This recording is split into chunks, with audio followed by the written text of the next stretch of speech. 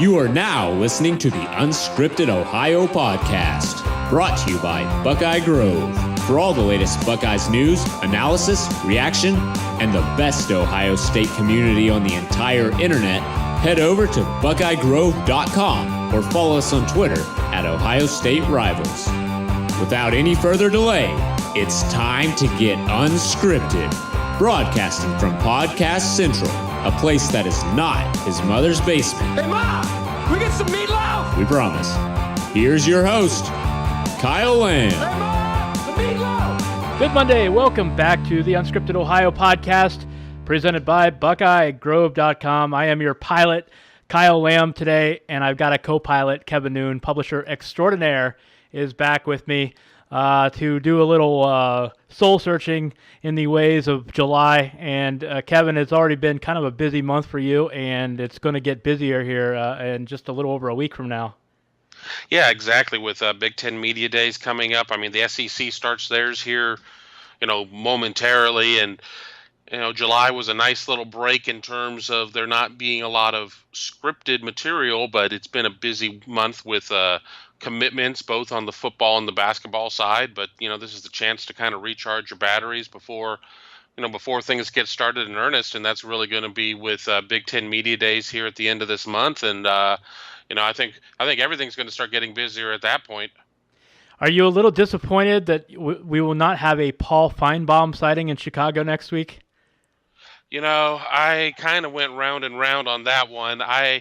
I can appreciate what he does in terms of, getting people talking and everything, but I have to laugh when you watch like Big Ten Network. They already have somebody on there who tells everybody that the Big Ten's not good, and I'll probably get in trouble corporately because he's part of the Yahoo family, but they've had Pat Forty on there for years, and whenever I watch the show with him on there and he tells everybody that the Big Ten has no chance for this, that, or the other, it can be kind of frustrating watching it on there. And I couldn't really imagine Paul Feinbaum being much better, even with them really cutting like his only check at that point, if he would have been a Fox BTN guy. I mean, he is who he is.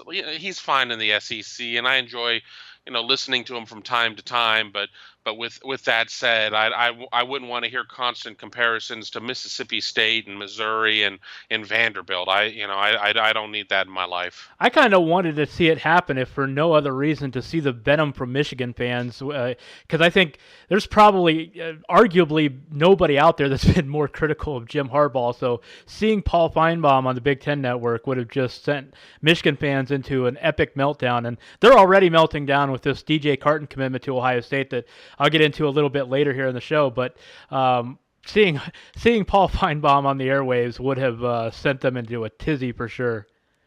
Well, I mean, at risk of sounding partisan here, but this is an Ohio State podcast. I mean, they're already ballistic about enough things at this point. I mean, they still have not been able to let go of the game in Columbus the last time with what they call the bad spot with the with JT Barrett running up the back end of one of his own blockers and, in double overtime. And then the following play, Curtis Samuel ends up taking it in for the game-winning touchdown. I mean, there's a lot that they're kind of living in the past on. And, yeah, it would have been hilarious to sit there and see what they would have said with Feinbaum starting in on them. But I think that the worm's turning a little bit up there, and there are some people who are starting to get a little impatient with old Jimmy Harbaugh, with him being whatever it is, 1-and whatever against Ohio State and Michigan State. And yeah, if they don't get it this year, I don't know when the heck they're going to get it. I mean, to be quite honest, I know that there's no gimmies coming into Columbus, but this is going to be a pretty good team for them coming into this 2018 season. And I know people are starting to get impatient with Jim Harbaugh, but if not him, who? I mean, if you get rid of who's supposed to be kind of at the top of the mountain, I don't know who they really expect to bring in there to right the ship. I'm kind of curious, Kevin, in your experience, I know obviously you're not on the Michigan beat, but it just seems to me the media still is treating him with kid gloves. And it'll be interesting to see what kind of tone and dynamic is up there next week in Chicago, what kind of questions he gets. But I would have to think that it is time, if nothing else, objectively, to put him, maybe not on the hot seat, but he's got to start getting this done. He was brought in to beat Ohio State, to beat Michigan State, to start putting in competition for national titles. And I know, you can make excuses for every year so far that he's been there, but year number 4, I think it's time he's got to get it done, right? Well, yeah, but you talk about maybe how he's being treated within that market. If he doesn't, if he's not getting questions that he doesn't like, he just stares at you with a 1,000-yard stare. He's definitely not made any secrets that he's just not going to really put up with anything like that. So sometimes you just have to play the game in order to have access. So, yeah, I think he would very much get different questions from the national media and maybe the other Big Ten media than he would get from home because honestly, you have to be able to sit there and have some sort of working relationship with him. And if you alienate yourself asking maybe that tough question, sure, you're going to get slapped on the back by your peers. But when he doesn't answer any other questions of yours for the next 12, 24, 36 months, what have you really gained at that point? But yeah, I think that the seat's going to start to get a little bit warmer, but they're nowhere close to being at the end of the rope with him. I mean, even if they do go 0 for 2 against Michigan State and Ohio State this season, I mean, where do you turn at that point? Honestly, I mean, I have no idea. I can't look at the national landscape and say, well, there's this up and coming coach or this established coach. I mean, are they going to bring in 900-year-old Les Miles at this point? I mean, they've tried to go down that road a couple of times. I can't imagine where else they're going to go. I think that he's going to be secure for a while, even if he does keep coming up short in those 2 rivalry games. I think that's the depressing thing for Michigan fans right now and I'm not saying they're going to keep losing to Ohio State, Michigan State like this because you just never know. These things can turn on a dime, but it does seem like right now that is the best Michigan can do. So if Harbaugh can't do it, it doesn't seem like there's an obvious guy out there that can come in and do it for Michigan. And I think that's the worrisome thing.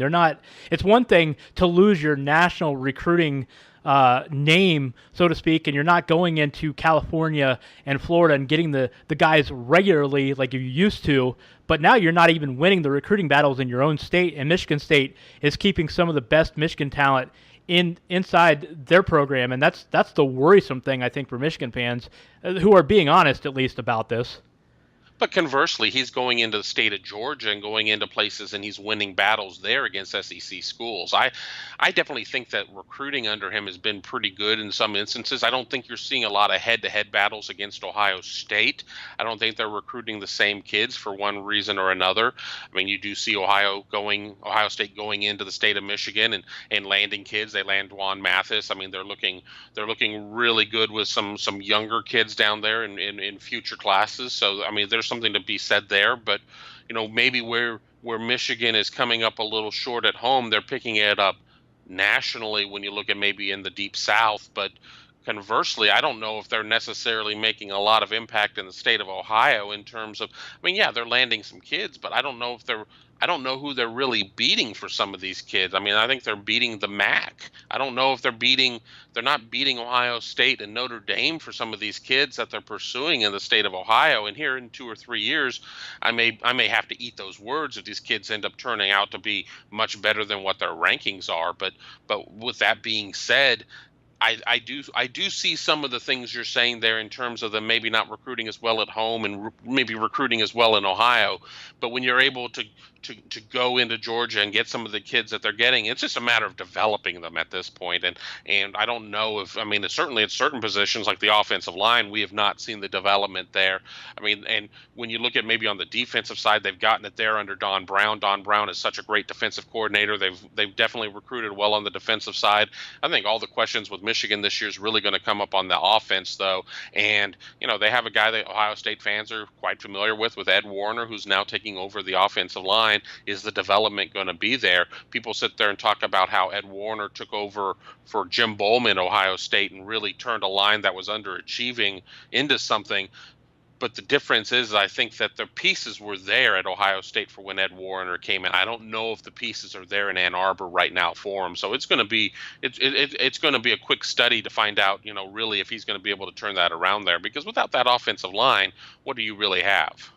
Kyle Lamb with Kevin Noon here on Unscripted Ohio. Big Ten Media Days coming up next week. Buckeye Grove will be there. Kevin and Mark Gibler and I will all be in Chicago. We'll have a lot of coverage. We'll talk about that next Monday, and that kind of segues into another thing I wanted to mention, that next Friday, on the heels of Big Ten Media Days, we will be having our first Friday edition of Unscripted Ohio. So we're very excited about that coming to you starting next week. We will be here 2 days a week. Kevin, that should be a lot of fun. That'll give us a chance to not only keep doing what we're doing, but we'll have regular appearances from Mark and Ross Fulton and Nevada Buck and just a whole number of other guests that we're very excited to work on here in the coming days and weeks. Yeah, exactly. It'll give us more time. I mean, obviously, we're not under time constraints on the podcast has to be this many minutes and shorter than this, but it gives us another show to be able to expand and get some more thoughts out, and maybe bring some weekly features into play and things like that. But we definitely wanted to get our feet under us before we jumped into a second show, and I think that's just really the perfect time for us to be able to expand to a second show as the show is definitely gaining a following. And if you like what you're hearing on Unscripted Ohio, be sure to tell a friend. I mean, it's a great opportunity to hear what everybody's thoughts are. And I'm a little biased here, but I think it's the best podcast out there talking about Ohio State. I mentioned the DJ Carton commitment, of course, the number 2 rivals point guard in the country in the 2019 class. He did commit to Ohio State over the weekend. I will be talking about that later in the show. I'll tell you what that means for the Buckeyes, where Ohio State goes next with that recruiting class, and why, in some ways, this class is kind of shaping up a little bit like the Thad 5 did. So I'll talk about all of that here later in the show. Kevin, just from a general standpoint, basketball excitement, it is interesting. This commitment has really sparked a lot of conversation, a lot of excitement with the program. Of course, year number 1, Chris Holtmann comes in. Ohio State wins 20-some games, and you can see it from your end as publisher on Buckeye Grove, but it really has, this commitment especially, the fans were already excited about the direction of the basketball program, but this has really got people talking now. Exactly. I think more so even than maybe the Alonzo Gaffney commitment, because he was an Ohio kid.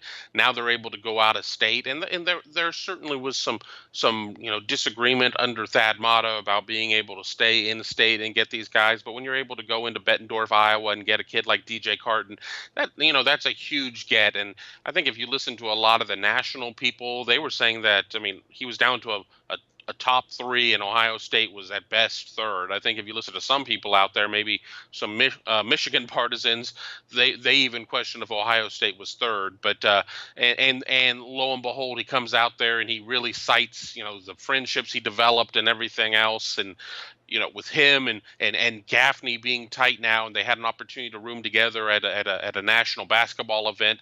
I mean, it's just showing how the pieces are coming into play. And I'm sure later in the show you're going to maybe talk about who else could be on the board for them and who they're going to work on. But yeah, the excitement is definitely high coming off of an unexpected NC2A tournament season last year. I mean, they came up short against Gonzaga. I mean, they were actually leading in the final 5 minutes of that game. I mean, 5 minutes away from getting into the Sweet 16 with a team that maybe was picked about 10th in the Big Ten, if not worse.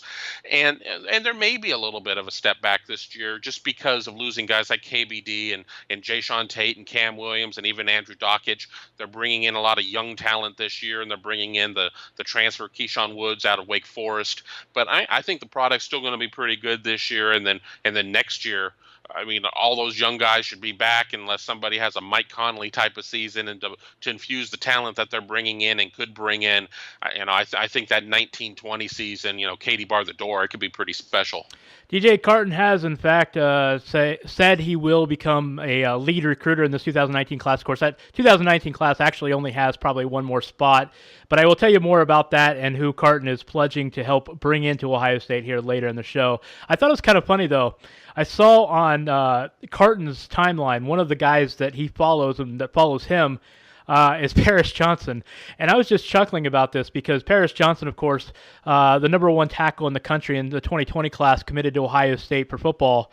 That guy, man, he has been in on everybody already. You talk about a lead recruiter. That kid, if I ever have any tax problems or need an agent or something, I'm going to that guy because, man, he's already he's owning Twitter. He is a real alpha dog if there ever was one.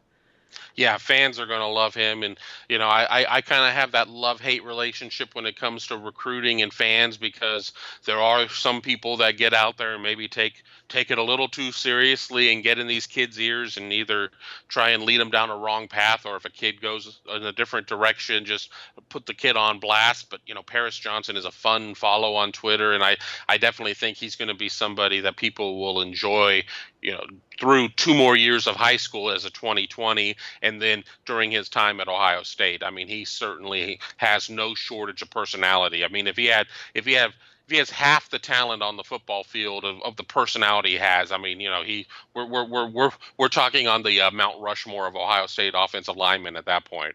Yeah, he's owning Twitter, I think, as well as I've ever seen for a guy this early in his high school career. I mean, we're still, he's just starting his junior season in his high school career, and I mean, he's already out there just putting together potentially epic Ohio State recruiting class for 2020, and it's funny seeing him. I really don't like to follow recruits too much on Twitter because I figure that stuff will work itself out, but he is a fun follow just because seeing that guy work over guys that he wants to try to join him, it's hilarious. I mean, he is relentless already.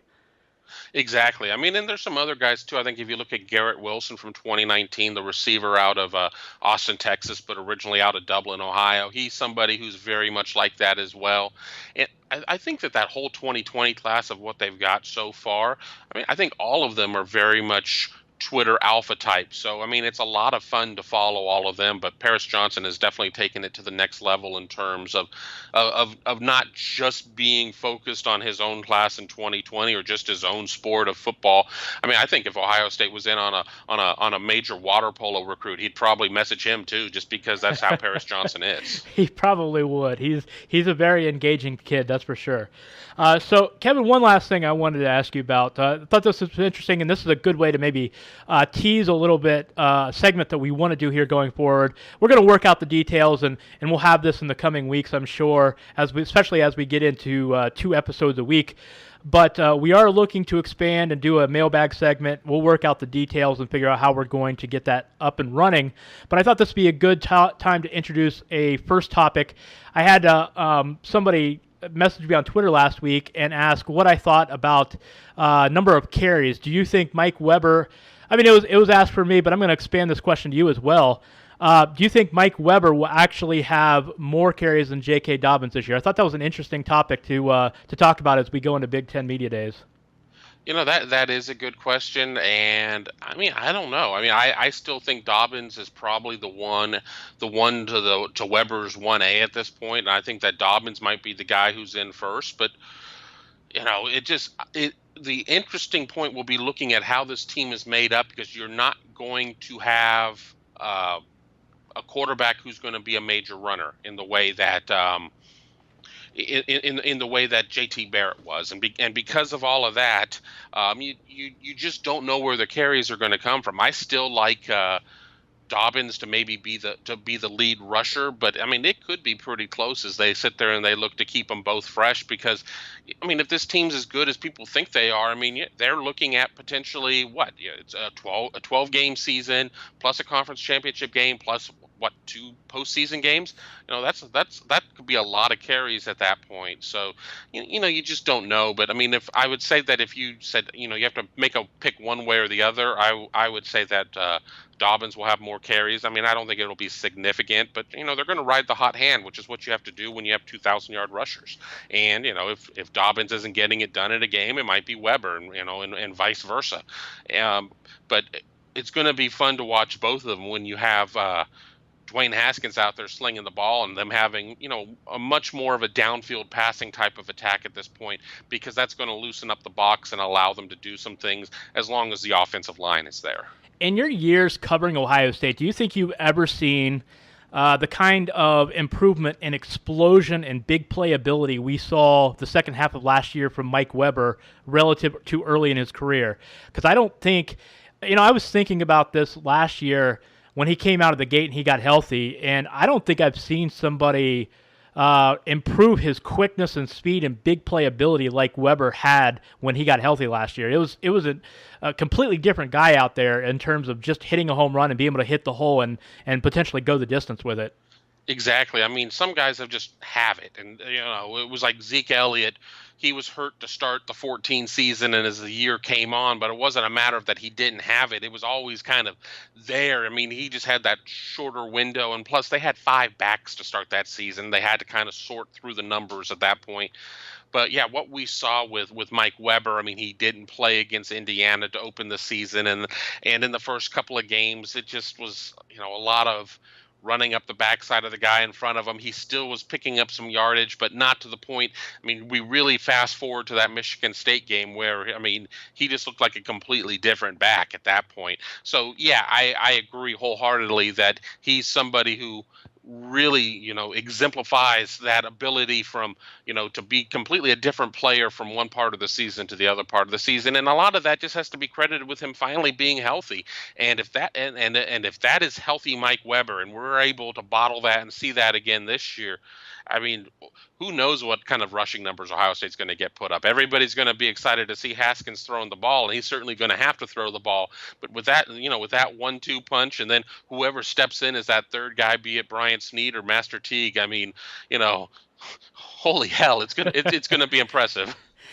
Yeah, I think, I tell you what, and I agree with you. I guess the odds-on favorite for me, as far as number of carries, probably J.K. Dobbins. But I will say this, and I don't think I'm going out on a limb here. I think they both have a chance to be two of the, if not top 10, maybe even top 5 backs in the country this year. I think they both are going to be very, very good. That Ohio State backfield is going to be absolutely loaded. And if they get any kind of production that we think they might get from Dwayne Haskins, that offense is going to be very, very scary.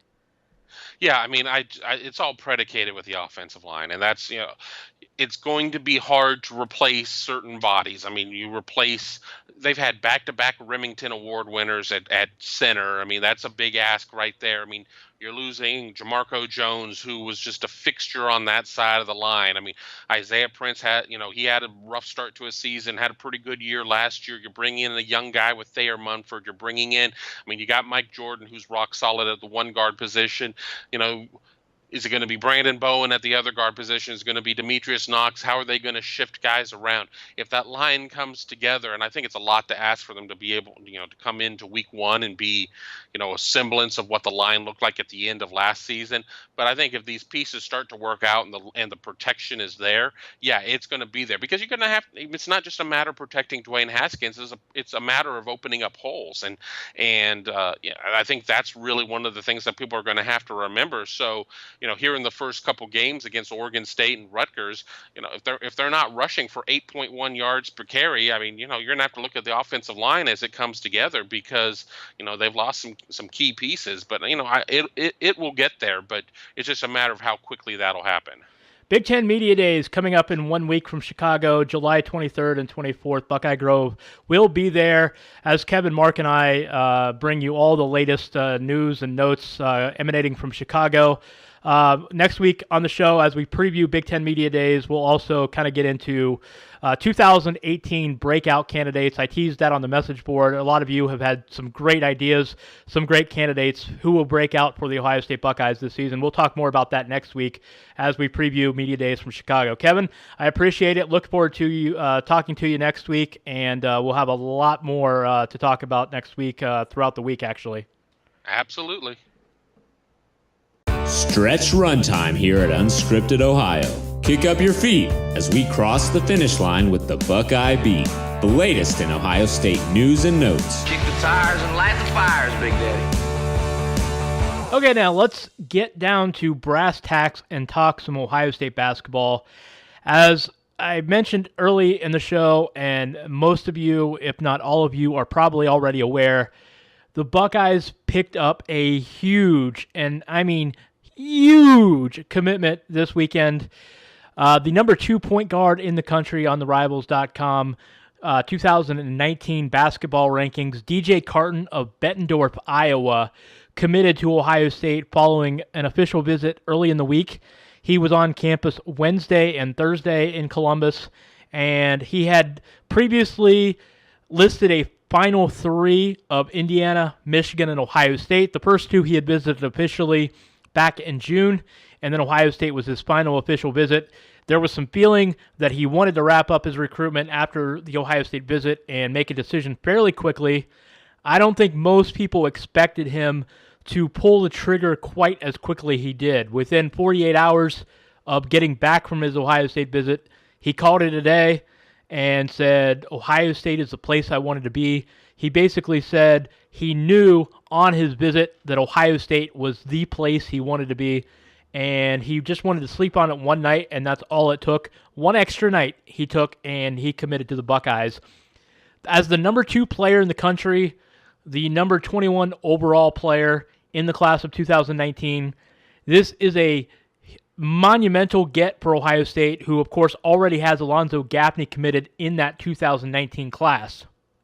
Look, I thought about this, and you could make the case that DJ Carton, and I encourage you, if you haven't seen DJ Carton play, and most of you probably haven't, because I know, you have lives, you have families, you have other obligations. Going out and seeing these guys, traveling out to Iowa or seeing them at AAU events is just not a high priority, and it's not exactly like Bettendorf High School is televised all the time nationally to be able to see him play. So you probably haven't seen him.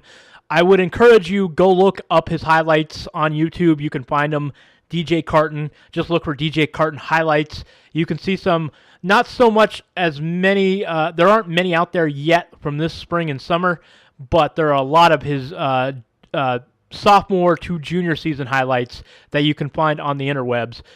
But DJ Carton, you could make the argument that DJ Carton is the biggest recruit Ohio State has landed since Conley and Oden. And I say that because it's not so much that he's necessarily the most talented player. I mean, there are some other guys in that time that Ohio State has landed that has been huge for the program. D'Angelo Russell was big, obviously one of the top 10 to 15 players in the country.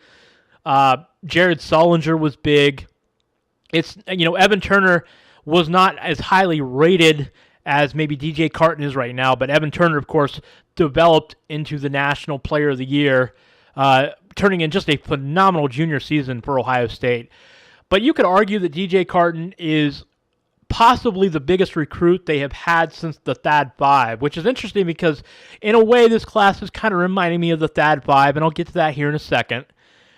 But because of where Ohio State is on the comeback trail under Chris Holtmann and his staff, this being the second season, the second summer that they've had with this program, there's a lot of excitement. They've definitely got a lot of young talent. The freshman class is very good. There was some moments where you saw the freshman class this past year, sophomores to be this year. Caleb Weston, of course, showing a lot of promise. Kyle Young and Musa Jallo are going to be very good players with experience. I think you're going to see much different production out of them this upcoming season. You're going to see a lot of confidence from Jallo. He's going to be a tough defensive-minded player with improved offensive skills. Kyle Young, great savvy for the game. I think now that he's had a year in the program, I think you're going to see something else from him as well this year. But when you add in these freshmen that are on campus now, they're already there this summer. I'm talking about Dwayne Washington and Justin Ahrens and Jaden Leday and, of course, Luther Muhammad, the prize of the class.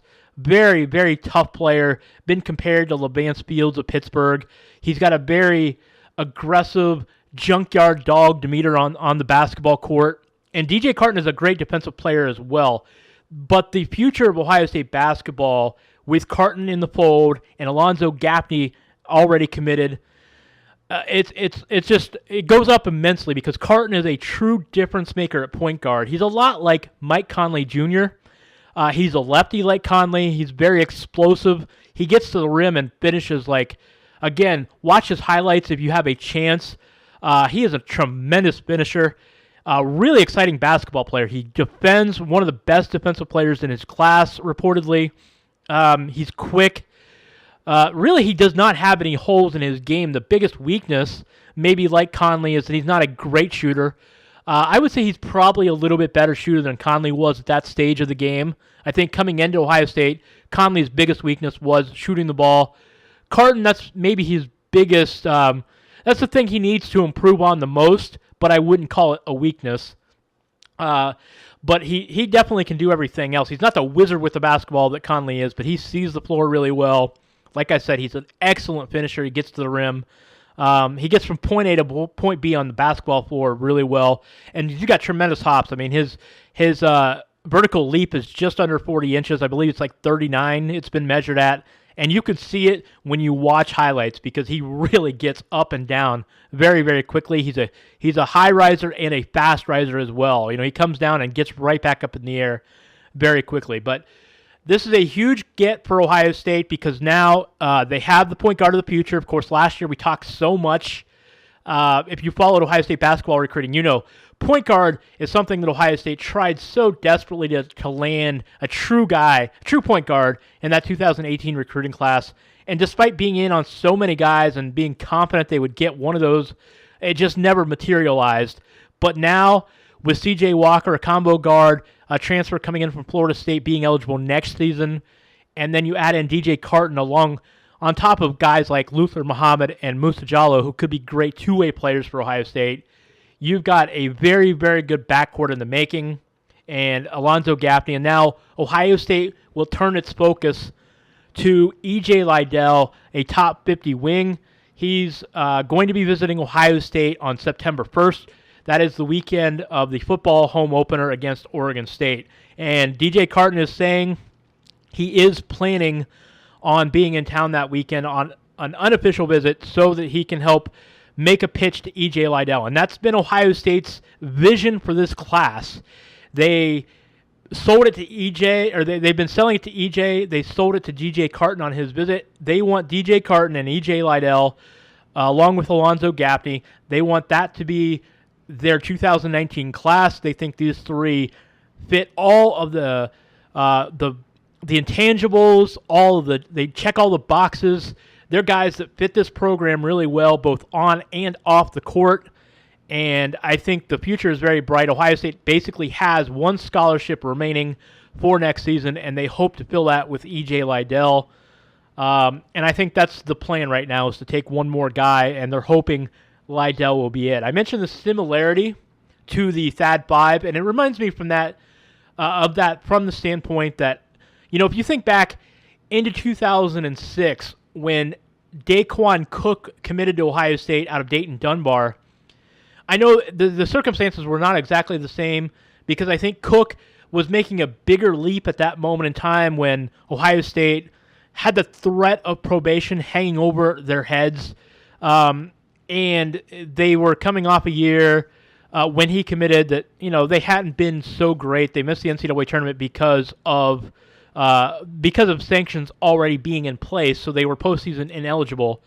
But Cook really took a gamble, said, I want to stay in Ohio, make Ohio State, put it back on the basketball map. And that commitment and being out in front really helped Mike Conley and Greg Oden make that commitment, and David Lighty as well. And then, of course, they wrapped up the class with Othello Hunter, who, by the way, I just was looking at this the other day, and it surprised me to know he's still having a very solid career overseas. Plays for Real Madrid in one of the FIBA leagues over there. Averaged 8 points and 6 rebounds this past year for Real Madrid. So Othello Hunter has been around playing solid professional basketball for the last 10 years.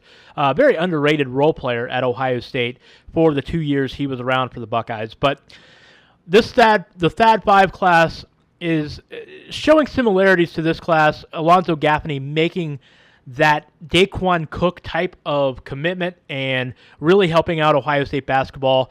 And the Buckeyes really got an assist here because, you know, you heard Kevin early in the show mention Gaffney and DJ Carton rooming together at the NBA Players Association camp. That was a little bit of good fortune for the Buckeyes because it allowed the two to kind of strike up a relationship. They got to know each other a little better.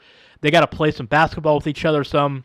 I think that comfort level really got Ohio State back on track in this process. If you followed Carton's recruitment, Ohio State was thought to be, if not the leader, up near the top for a long time, but there for the last several months, Michigan had kind of gotten out, had momentum, and there was some thought that maybe he would go on the Michigan visit and wind up committing, and Ohio State may not even get an official out of it. But as it turns out, he still had great feelings. I think that momentum he had from getting to know Gaffney really helped Ohio State. And lo and behold, DJ Carton will be at Ohio State next season as a freshman point guard, and it is very, very good stuff for the Ohio State basketball program. This, in my mind, really makes Ohio State, I know it's very early because we don't know how the freshmen and sophomores are going to play this year. We don't know, how good C.J. Walker will be transferring when he gets eligible next season. But I think on paper, you look at this team, it's going to be 13 deep. They're going to have 13 scholarship players. All 13 players, I think, are going to be capable of contributing and making an impact. So it's going to be a very deep, balanced, versatile roster. There should be some scorers, some shooters, defenders, rebounders. That team next year is going to be very exciting. I'm not sure DJ Carton and Alonzo Gaffney are going to be as good as maybe Conley and Oden and Cook were and Leidy were right away for Ohio State.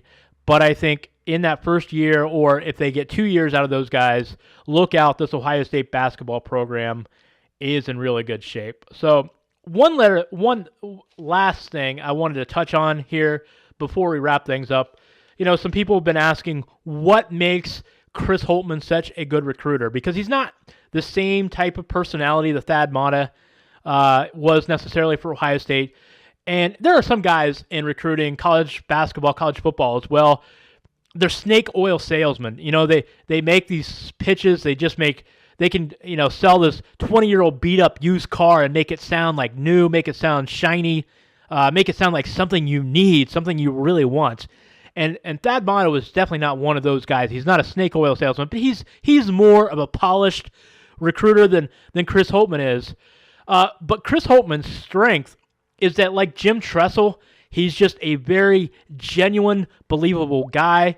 When you speak with him, you believe everything he says is sincere, and you feel like he doesn't just care about his basketball players as basketball players, but he cares about them as people, as individuals, as students as well. And I think that the strength of him and his staff as well, all three assistants, Mike Schrage and Ryan Peden and Terry Johnson, they're the same way.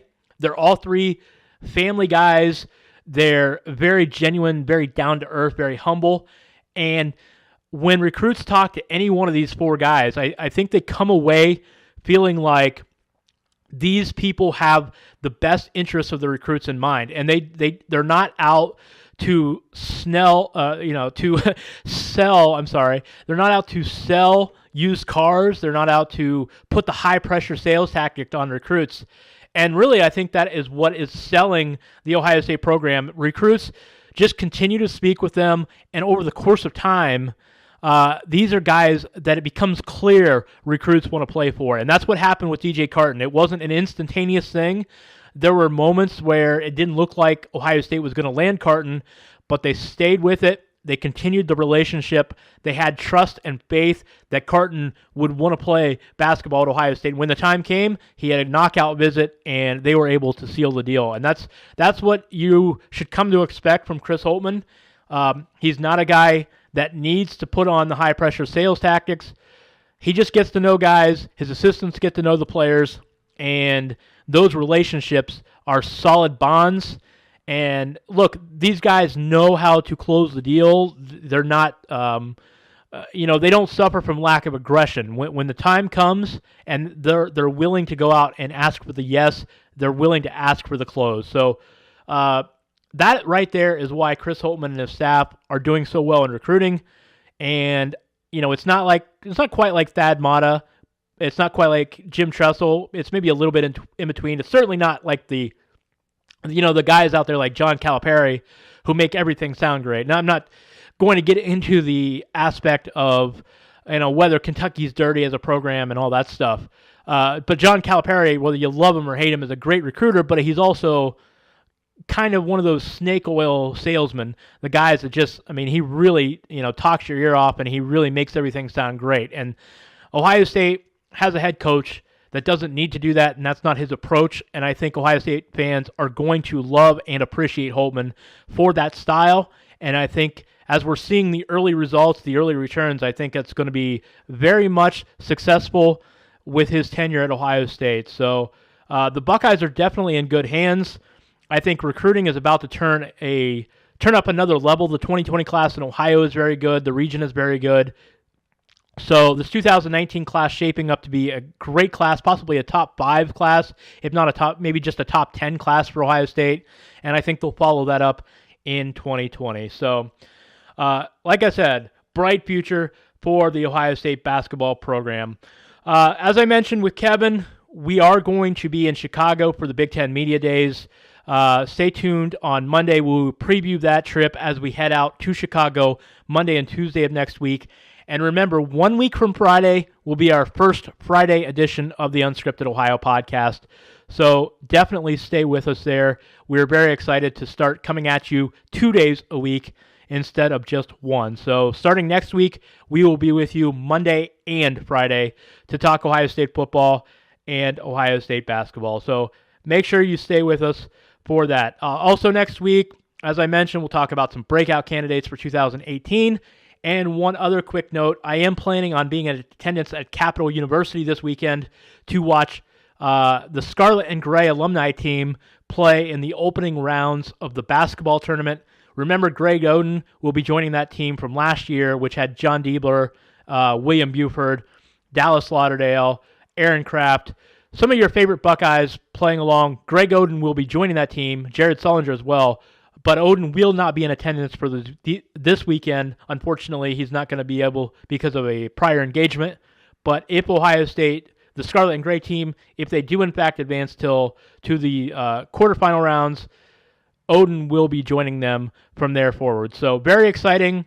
But the basketball tournament cranking up this weekend. I will be in attendance. I'll try to get some audio for next week's shows so you can hear what some of the Ohio State alums have to say about the basketball tournament experience. Very excited about that. Catch me on Twitter at KYLam, the number 8. Make sure you listen.